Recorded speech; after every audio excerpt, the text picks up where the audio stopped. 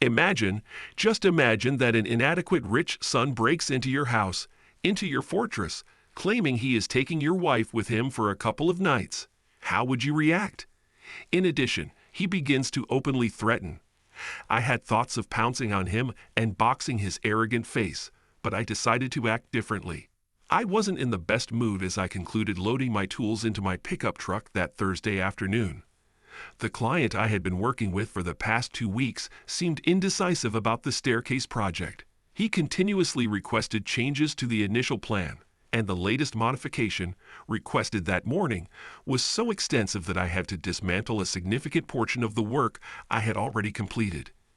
Additionally, I had to consult with the architect and engineer because accommodating the client's latest whim required a redraw of the structural plans. As a result, the following day would unexpectedly be a day off. I'm Kenneth Morrison, the main artist and owner of a small woodworking carpentry shop specializing in designing and constructing high-end staircases. My clientele includes wealthy mansion owners, hotels, restaurants, and offices willing to pay well above $50,000 for an exclusive artistic staircase. At 34, I had been married to Daphne Tupper, 29, for 4 years. Daphne was a successful lawyer at Kramer, Boylan, and Hendricks, a law firm specializing in commercial and intellectual property law.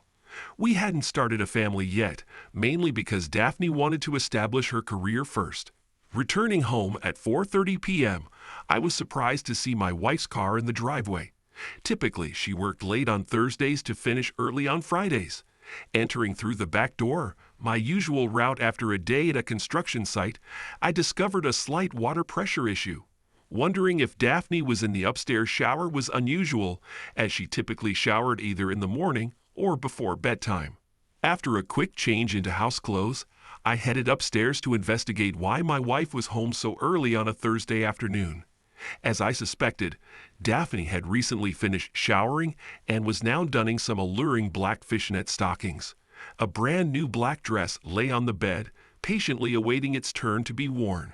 "Hey, honey, why are you here so early? Am I forgetting something? Do we have plans tonight that slipped my mind?" I inquired. She regarded me with an expression I hadn't seen before, a touch of nervousness evident, though she made an effort to conceal it. Letting out a sigh, she replied, "No, Kenneth, you haven't forgotten anything. I'm going out tonight, and you're not. I'll be away until Sunday afternoon, spending the weekend with Direct Kramer." "What? What on earth are you talking about? Is it a business trip or something?" I questioned. "No, Kenneth, it's not a business trip. Derek has a hotel suite reserved for him and me. I'll be back with you next week, but this weekend is for him," she said, her tone defiant, though her words seemed rehearsed. "No, you can't. I don't want my wife spending a weekend with another man. What is this nonsense?" I protested. "Well, you better accept it, Kenneth, because that's what Derek wants, and I advise you not to cross him," she chuckled. "I see. You're willingly a part of this plan? You want me to just accept it, swallow my feelings, and let you go, and then you'll be my faithful wife again after this weekend?" I retorted, sarcasm dripping from my words. "I never said it's only for this weekend. Derek has mentioned he wants it to happen from time to time. So yes, deal with it and keep quiet. Trust me, your life will be much simpler if you go along with it," she declared. "We'll see about that. I won't tolerate this, Daphne. You better think about what you're doing, because I won't let that arrogant guy control my life. If you believe I'm a pawn you can manipulate without any objection from me, you're in for a rude awakening," I warned. By then, she had finished preparing for the evening. I headed downstairs, grabbed a beer from the fridge, and noticed a Mercedes parking in front of the house. Mr. Smugness himself emerged, walked up to the front door, and rang the bell. "Kenneth, that's Derek. Will you go answer the door?" she yelled from upstairs. I hastily entered a code into the back door alarm panel, set up my cell phone for video recording, and placed it in my t-shirt pocket to capture everything. Then I waited in the living room. I had known Direct Kramer since the day Daphne started working for CBH 3 years ago. Our first encounter was at their office's Christmas party. Derek, a man in his 40s, exuded a dominating attitude. He appeared chummy with his fellow partners and flirtatious and smooth with female employees and the wives of male employees. However, in the presence of his male employees and the husbands of his female employees, his demeanor, which oozed arrogance and contempt, instantly put me off. Daphne stormed down the stairs visibly angry and opened the door. I observed the scene from the living room nursing my beer. "I'm sorry for the delay, Derek. I don't know where my husband's manners are," she said, adopting a subservient demeanor. She lowered her voice to say something else to Derek, but I couldn't hear it from where I was. "Hey, Dusty boy, I hear you have an issue with Daphne spending the weekend with me," he thundered, resembling a school principal addressing a child as he entered the living room to confront me. I couldn't believe the audacity of this guy, thinking he was the boss in my own house. "Hey, shithead, get out of my house or I'll call the cops," I declared, clenching my fists. He burst into laughter, and Daphne smirked beside him. "And what do you think the cops will do? Let me tell you, nothing. They won't do anything. You know why? Because, hey, are you filming me, you bastard?" He had just noticed my cell phone. He grabbed it and attempted to stop the recording, but it was password locked. He threw it on the ceramic floor. Naturally, the ceramic emerged victorious in the clash.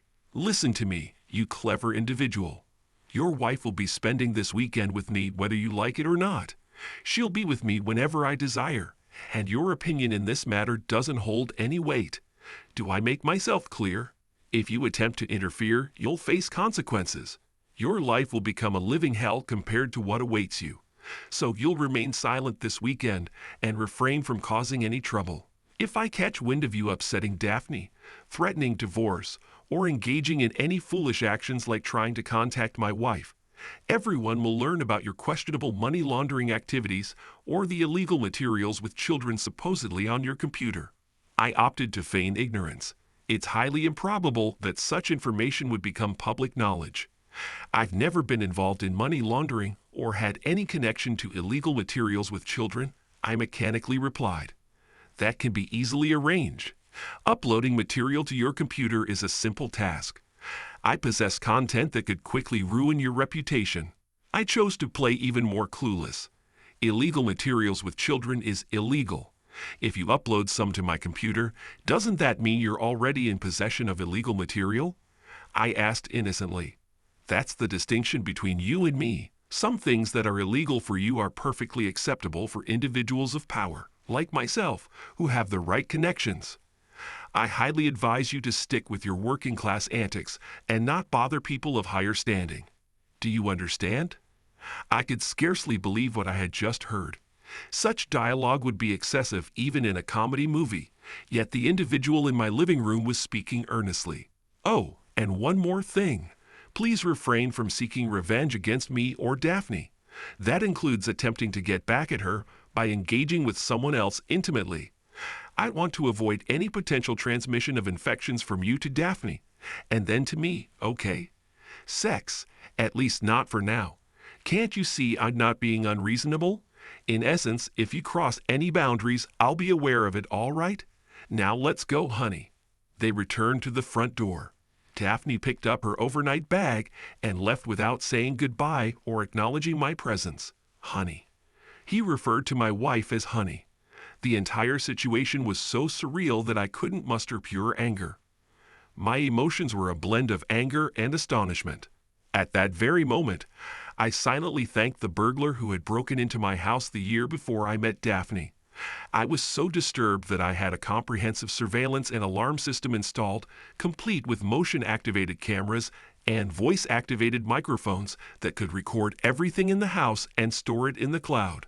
I never revealed to Daphne that the system could be set to recording mode while we were at home, ensuring she remained unaware when I activated it just before she opened the front door for that deplorable individual. Simultaneously, I had initiated the recording on my cell phone, serving more as a decoy. My expectation was that Kramer would notice it and figure out a way to turn it off. This would make him feel less guarded, and he might speak more freely, thinking he was no longer being filmed. I hoped this could be a valuable source of information for a potential divorce. The scoundrel provided me with much more than I anticipated. The cell phone now scattered on the floor was, in fact, my business cell phone. After dealing with wealthier clientele, I quickly realized that providing them with my main cell phone meant being on call almost 24/7. A dedicated business cell phone allowed me to turn it off at the end of the day, and I could attend to messages the following morning. So at least I wasn't without a means of communication. I picked up my personal phone and called my business lawyer and best friend, Harry. 10 years ago, Harry Davenport became the husband of my elder sister, Jennifer. They enjoyed a blissful marriage until tragedy struck. 4 years into their union, Jennifer tragically drowned during a trip to Guadeloupe with her 3 friends. Despite the heartbreaking loss, Harry remained an integral part of our family, earning our love and respect. 3 years after Jennifer's passing, Harry found love again in Christine. They tied the knot after a year of dating, and my parents, Daphne, and I were honored guests at their wedding. To this day, Harry and Christine are like siblings to me. Recently, I found myself in a dire situation and urgently sought Harry's assistance. After explaining the threats made by someone named Kramer and detailing the events that transpired during my wife's private weekend getaway, Harry immediately offered his support. He advised me to stay indoors, refrain from contacting anyone, and turn off all communication devices. Assuring me that he and Christine would be there in an hour with dinner, Harry's guidance provided a much-needed sense of security. Reflecting on the events of the past hour, I realized that Daphne, my wife, had been drawn to Kramer's power and charisma. Never did I imagine she would discard our love for him. It was a harsh awakening to the fact that our bond was not as strong as I had believed. My journey with Daphne began 5 years earlier at a birthday party for a friend of a friend. Though unfamiliar with most attendees, I struck up a conversation with Daphne, the sister of the birthday boy's army buddy stationed in Afghanistan. Our connection blossomed, leading to a week of dating and eventual marriage the following year. During that period, I remained employed by Mr. Duncan, the founder of the small company where I worked. Craig Duncan was highly skilled in woodworking and well known in our local area. Despite his expertise in that field, his abilities in accounting and management were lacking. While still in college, he had hired me as a part-time accountant to handle his bookkeeping. A few months into my role, Mr. Duncan secured 3 sizable contracts that demanded more time than he could spare. Consequently, he asked for my assistance in the field. Initially, my tasks involved running errands, procuring supplies, and providing support with the handling of large pieces. My rapid learning and aptitude for the work became evident, and after overcoming the initial learning curve, I could independently handle simpler tasks or be a valuable asset on more complex projects. While I obtained my accounting degree, my passion for hands-on work led me to pursue an apprenticeship. After a few years, I earned certification and became Mr. Duncan's associate. Upon his retirement, my parents supported me financially, enabling me to buy out his share over a 2-year period. Although the lawyers at CBH viewed me as an uneducated shop worker, I was unfazed. My company thrived, focusing on fewer but more lucrative projects. Over the preceding months, I had hired 2 assistants, and my net income and value surpassed those of many lawyers associated with my wife. Despite this success, even my wife was unaware of these details. My contemplation was interrupted by Christine and Harry, who arrived with Chinese takeout and beer. "Are you okay, Kenneth?" Christine inquired, offering a warm hug. "I can't believe Daphne did that to you. This is so unlike her." Harry giving me a supportive hug, reassured. "Don't worry, buddy. We'll sort things out. Let's have dinner, and then I'll take a look at your recording." I shared the details of Daphne's unwelcoming reception when I arrived home earlier that afternoon. Following dinner, I grabbed my laptop and retrieved the files containing recordings from both the camera and microphone. Thankfully, the conversations were exceptionally clear. "I can't believe what I just heard," Harry exclaimed. "Quite an arrogant fellow, huh?" I remarked. "No, more like a downright foolish one," Harry responded. "I mean, this guy is 42 years old. That should mean he has about 15 years of law practice under his belt. He's not a rookie, yet he's so full of himself that it never occurs to him that sometimes you just need to keep quiet. Your clever trick of making him think he wasn't being recorded after he destroyed your cell phone worked like a charm. He took the bait and spilled everything we need to know. Okay, but can I legally use it since it was recorded without his consent? I inquired. Absolutely. This is your home. You have the right to record whatever you want here, Harry reassured me. So I have nothing to worry about. Is that what you're saying? I questioned. No, that's not what I'm saying. We need to be extremely cautious. I did some research on my way here. Chris was kind enough to drive and handle the takeout. It turns out our guy, Kramer, is the son of the founder of their law firm. You were aware of this, right? Harry explained, and I nodded. What you might not know is that his father, Marvin Kramer, had quite a reputation. He wasn't a great lawyer, but most of the judges in the area were his former college buddies. Knowing everyone personally made it easy for him to win most of his cases. Unfortunately, his son Derek has followed in his footsteps. That's what makes him dangerous. He has a wide network of friendly judges, and if he files a case, getting a judgment in our favor will be extremely challenging, no matter how illegal his actions are. Wow, so you're saying that no matter what I do, I'm in trouble? I asked. Not necessarily. Winning will be challenging, but not impossible. I have connections too, you know. The key is to gather enough evidence to make a strong case against him. I've got a plan. But you mentioned that the judges will always side with him, I inquired. Unless we take the case to criminal court, that's what we'll aim for. Our conversation was interrupted by a knock on the front door. A petite brunette was waiting on the porch. Hello, Mr. Morrison, she asked.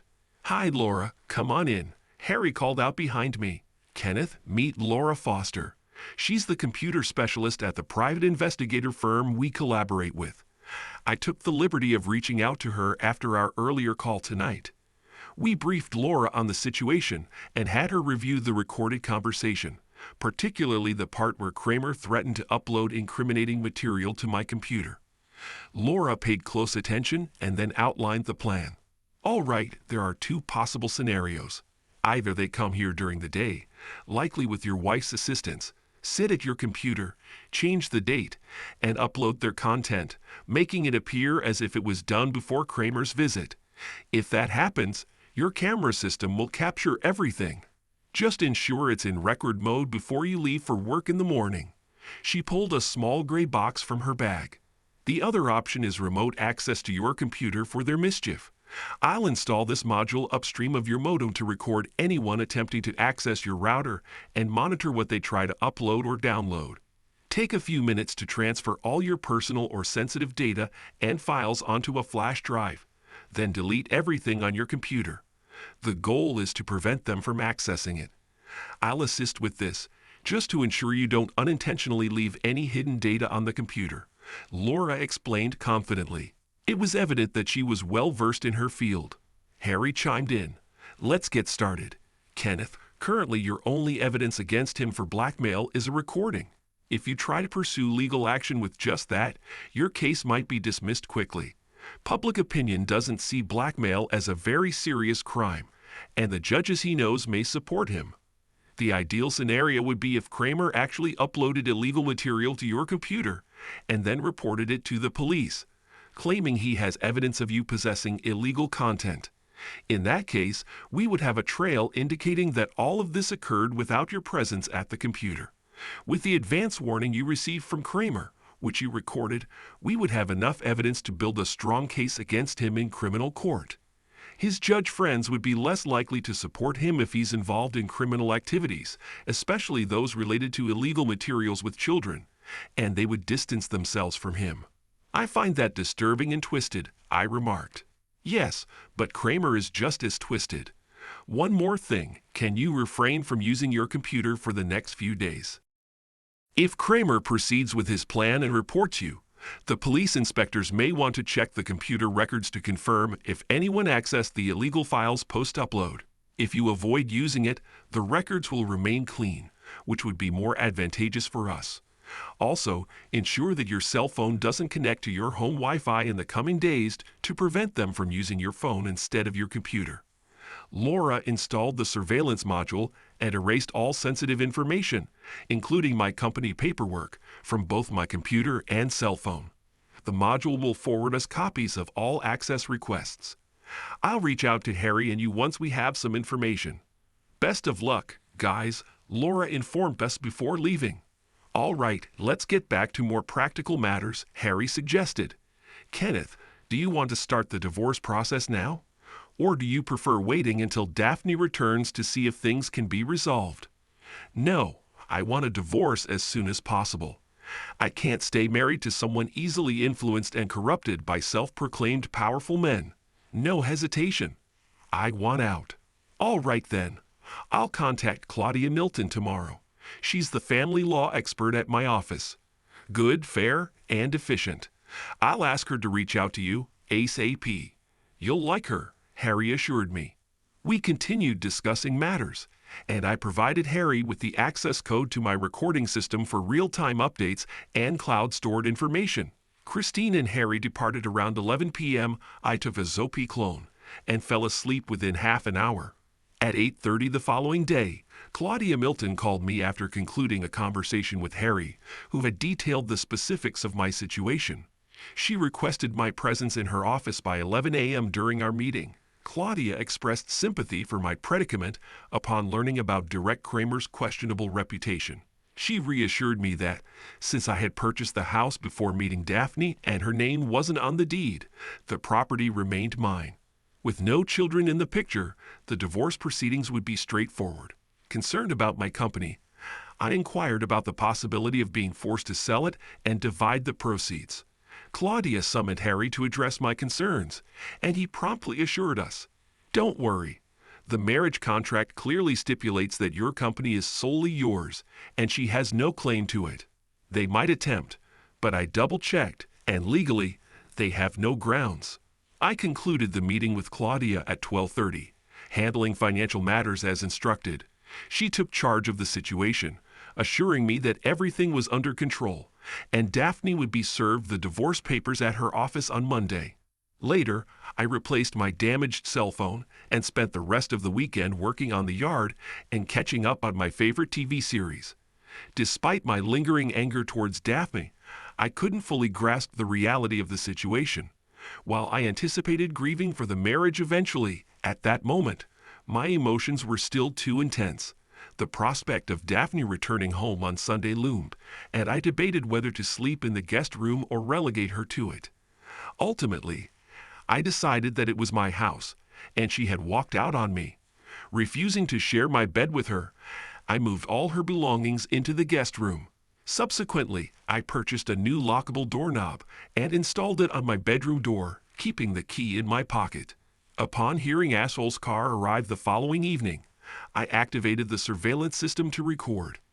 I observed Daphne engaging in a prolonged French kiss with her boss before exiting the car and waving as he drove away. I was seated in the living room, seemingly engrossed in a book when she entered. "Hi, honey, how was your weekend?" she inquired, appearing anxious. Despite her attempt to conceal it, I could discern that she wasn't as composed as she projected.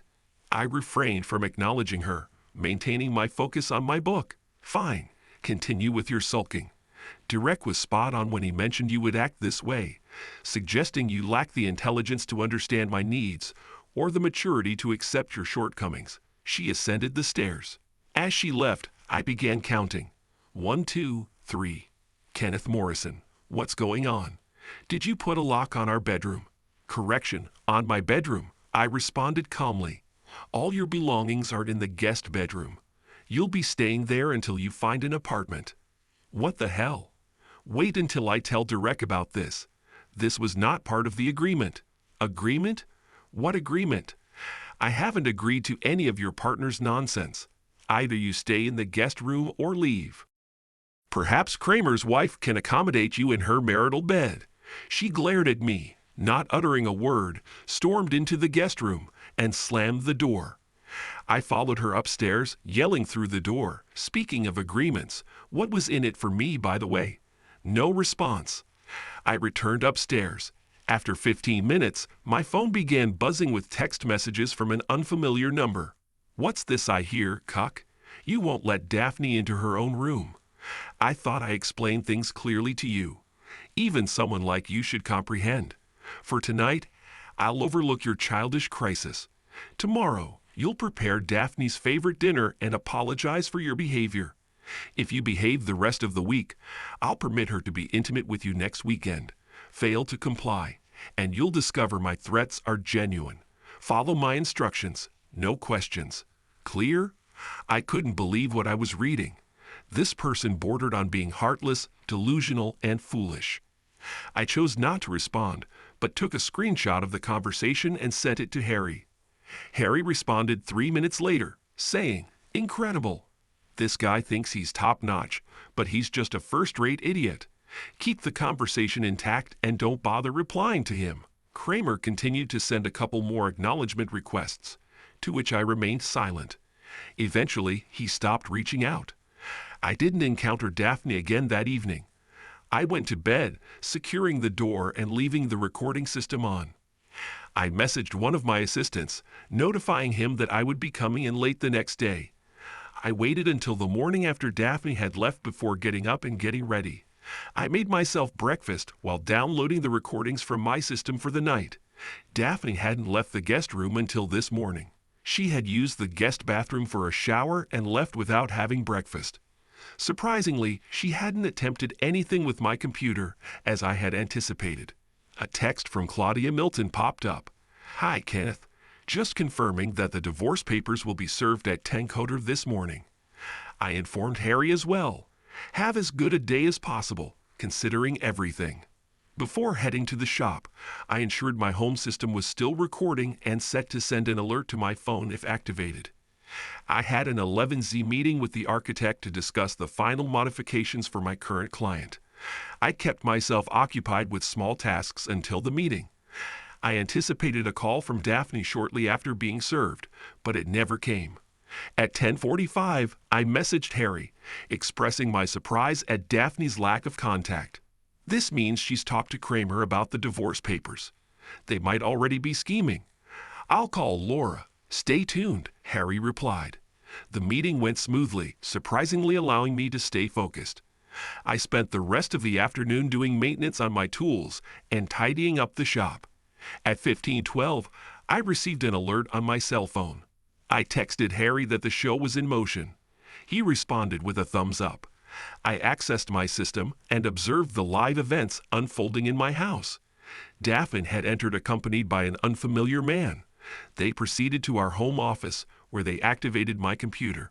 The two of them maintained minimal conversation. The man spent a few minutes deciphering my password, followed by inserting a flash drive into my computer and engaging in suspicious activities for around 10 minutes. Fortunately, I managed to capture clear images of his face. Meanwhile, Daphne went to the guest room and packed her belongings in garbage bags as her suitcases were apparently in the master bedroom closet. Once the man completed his tasks, he shut down the computer and informed Daphne of his departure. She finished packing and left the premises at 15:56. Harry contacted me shortly after the recording ceased. "All right, Kenneth, head home and act normally. I suspect they will involve the police tonight or tomorrow, so be prepared for an inspector's visit. Obtaining a search warrant takes a few hours, so anticipate their arrival tomorrow." "Could I get arrested?" I inquired. "It's a possibility. If it happens, maintain silence. Don't answer any questions. I've already reached out to Stephen Lindsay, a reliable criminal defense lawyer. I shared all pertinent information, including the recordings. He assures me this will be the easiest case of the year," Harry assured. I provided Harry with the code to control my alarm system recording in case of an arrest. After some more discussion, we concluded our conversation. I felt extremely anxious as I drove home. The evening passed without any police visits, calls from Daphne, or unpleasant messages from Ashol Kramer. I made myself a sandwich and ate while watching TV. Although tempted to inform my parents about the situation, I decided to wait until the storm had passed. Explaining computer system tampering and cloud-stored videos to my mother seemed futile and likely to cause unnecessary worry. The following day, while I was at the store, I received another notification indicating that there was an intruder in my house. Following the same procedure as the previous incident, I immediately texted Harry and accessed my security system. The police had entered my residence and were attempting to deactivate the alarm. It seemed they had successfully shut down the system as communication was lost. Harry informed me that he had witnessed the events and forwarded the images to Stephen Lindsay. Approximately 1 hour after the police arrived at my home, 2 officers arrived at my shop and placed me under arrest. I was handcuffed and transported in a police car. They swiftly informed me of my rights and began asking questions, which I declined to answer. Upon reaching the police station, they confiscated my cell phone and wallet, placing me in a cell with 5 other individuals. There was minimal interaction, as everyone was focused on the floor tiles. After about 3 hours, a guard came to escort me to a meeting room where I would meet my lawyer. "What the heck?" I exclaimed to the guard. "I never disclosed who my lawyer is." The individual remained silent, leaving me alone in the room. The door opened 10 minutes later, revealing Derek Kramer with a triumphant grin as wide as the Golden Gate Bridge. He sat across from me without uttering a word. I maintained eye contact, offering no response. Once satisfied with establishing his dominance and making it clear that he considered himself victorious in this battle, he gave me a triumphant look and began speaking. "Now, do you understand the gravity of the situation?" I remained silent. "I asked you a question, Morrison. Answer me, you insignificant bug." Once again, I refrained from responding. "It will be your testimony against mine, Morrison." A carpenter's word versus one of the most prominent lawyers in the city. Can you guess the outcome? He inquired, his perpetual smirk in place. He rose from his seat. "All right. It appears that you need some time to think over what I shared with you. Let's reconvene tomorrow morning for further discussion. Maybe spending a night in this communal cell with your friends will help you gain some clarity," he stated before exiting the room. I was escorted back to the cell where there were now only 4 other individuals. Later that afternoon, another person came to see me. I was brought back to the same meeting room where a tall, blond man awaited me with a stern expression, a "don't mess with me" demeanor. He stood up as I entered. "Good afternoon, Kenneth. Pleasure to meet you. I'm Stephen Lindsay. Feel free to call me Stephen. Harry contacted me earlier today, expressing difficulty reaching you. Given the circumstances, we suspected you might have been arrested and brought here." I proceeded to recount all the events of the afternoon, including the unsettling visit from Derek Kramer. Stephen's jaw visibly dropped, though he remained silent. "All right, you'll be appearing before a judge tomorrow morning. Expect a substantial bail, but don't worry. Harry will handle it. I know it's going to be a tough night, but stay strong. Both Harry and I are here to support you. In the meantime, continue refusing to answer their questions. I've officially taken on your case, and I'll ensure Kramer doesn't bother you again." The next day, I faced the judge on charges of possessing illegal materials with children, maintaining my plea of not guilty. The bail was set at $25,000, and I was released later that afternoon. While I couldn't leave the city limits or contact my soon-to-be ex-wife, Derek Kramer, or anyone from their office, I was permitted to work in my shop. My cell phone and wallet were returned to me, and Stephen took me for a late lunch, where we continued our conversation. I refrained from divulging too much information at the police station yesterday due to concerns about confidentiality. However, after making some calls and conducting research, I uncovered quite a bit of intriguing information about Derek Kramer. Allow me to provide you with some reassuring details. Firstly, the process of obtaining a search warrant takes a few hours, and only afterward can they review the discovered material and secure an arrest warrant. In your case, you were brought in before they completed the search of your house. Secondly, despite restrictions on your ability to contact me or Harry, Derek Kramer was allowed to see you. These circumstances strongly suggest that the entire situation was orchestrated, which is unquestionably illegal. But Harry mentioned that Kramer has influence over many judges. I pointed out. Not all of them, he replied with a wink. You can't build so many friendships without inevitably making some enemies. I have no idea what I'll find at home. I hope my wife and her conniving partner didn't take everything. Don't worry about that. Harry went to your place right after the police left, rearmed the system, and set it to record again. No one showed up. I returned to the shop to retrieve my car and then headed home for a well-deserved and necessary shower. The architect had left a message confirming the updated plan had received client approval. This was a positive development, as it meant I could return to work the next day and divert my mind. Upon reaching home, I discovered a chaotic scene. Every inch had been searched. Besides the manipulated computer, I knew they wouldn't find anything incriminating. As I tidied up, I couldn't help but shed tears for the first time. Just a week ago, I was a content man in what I believed was a solid marriage. Now, I was a suspect in a crime, facing divorce, and manipulated by my wife's boss. What had I done to deserve this? At least there were no reporters bothering me. They were likely preoccupied with the newly uncovered multi-billion unexplained hole in public finances to care about someone like Kenneth. Towards the conclusion of the subsequent week, Stephen finally reached out to me with a significant revelation. All charges against me had been dropped. It appeared that the assigned inspector, a formidable individual particularly sensitive to issues of blackmail, was not one to be trifled with. Apparently unswayed by Kramer's maneuver, the inspector promptly ensured the filing of charges against Direct Kramer for blackmail, evidence fabrication, and possession of illegal materials with children. Daphne, on the other hand, would face accusations of conspiracy related to these crimes. Shortly after my conversation with Stephen, Harry called me, inviting me to dinner that evening. While en route to Harry's house, Claudia Milton, my family law attorney, contacted me. Kenneth, Daphne's lawyer, called me this afternoon and conveyed her readiness to sign the divorce papers without alterations, with one condition. She insists on a 1-hour private meeting with you, suggesting it could take place at my office. Though seeing Daphne was the last thing I desired, I reasoned that the meeting might expedite the divorce proceedings, making it a worthwhile investment of time. I instructed Claudia to proceed, agreeing to meet Daphne. The evening spent with Harry and Christine was a welcome respite, the first truly relaxing one in 2 weeks. Christine had prepared a delightful meal of coconut shrimp and rice. It left me feeling at peace when I returned home. The meeting with Daphne was slated for the following Wednesday, and despite being the victim in the misguided plot, I couldn't shake off the nervousness.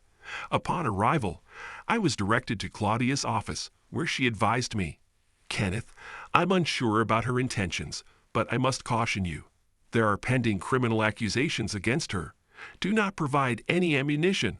Avoid saying anything that could be used against you in court. We can't search her for recording devices, so be mindful that she may be recording you." "Okay, thanks for the warning," I replied. I was ushered into a small private meeting room where Daphne was already seated. I anticipated encountering the same spiteful and arrogant Daphne I had known in the preceding weeks. However, the Daphne before me appeared to be a shattered individual. Despite feeling a surge of compassion, the vivid recollection of her questionable interaction with Kramer before their weekend getaway swiftly dispelled any positive sentiments I might have harbored. "Thank you for agreeing to meet, Kenneth. What could you possibly have to say to me, Daphne, after all you've done?" Her tears began to flow. "Kenneth, I'm so ashamed of my actions towards you. You're an amazing husband who didn't deserve any of that. I was completely ensnared by Direct Kramer's influence. When I learned that the charges against you were dropped and he and I might face accusations, it jolted me out of that spell. I can barely face myself in the mirror, and all for the most pitiful encounter." For the next 30 minutes, she continued to self-reflect, offering an impromptu analysis of her own behavior. She didn't probe me for information or ask any questions. "I understand it's over between us, Kenneth. If I were in your position, I'd do the same and seek a divorce.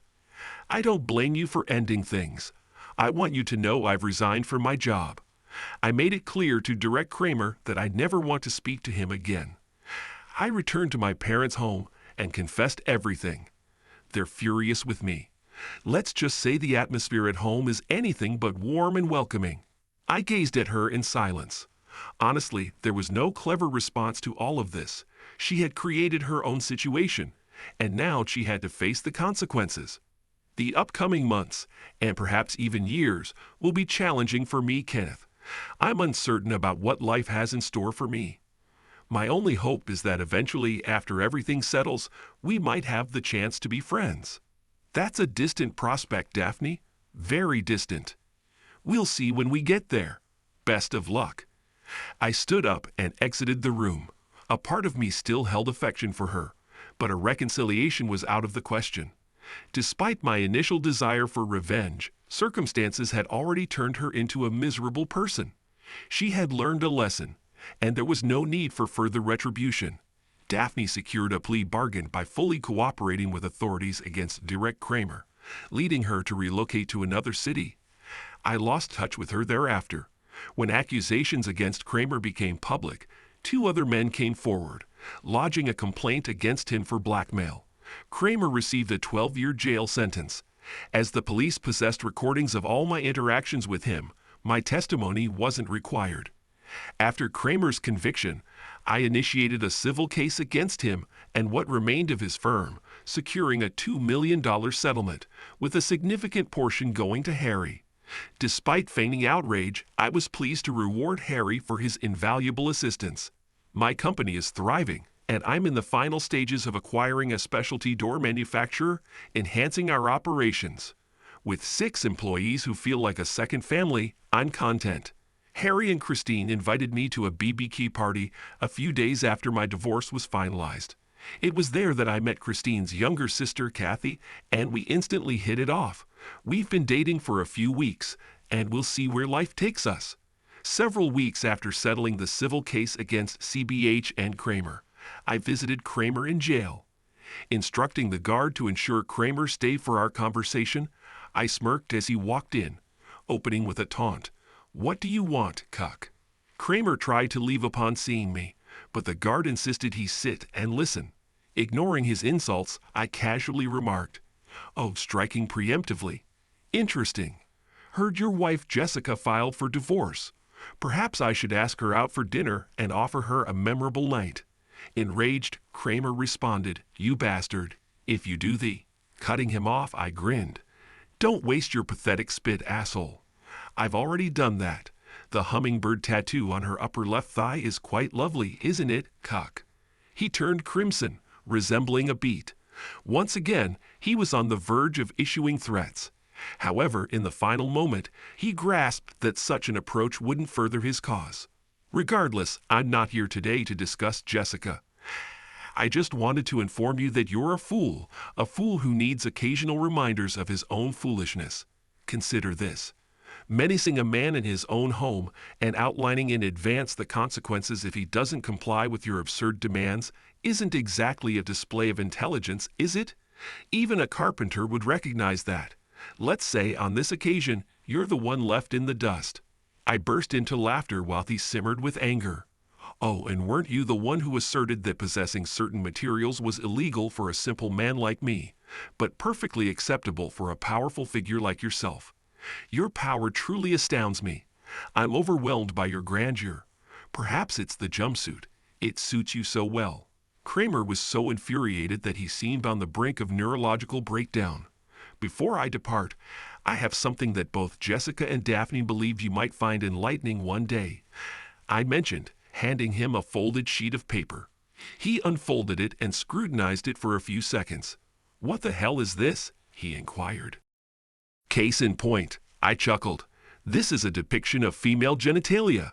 I pointed to a specific spot on the drawing.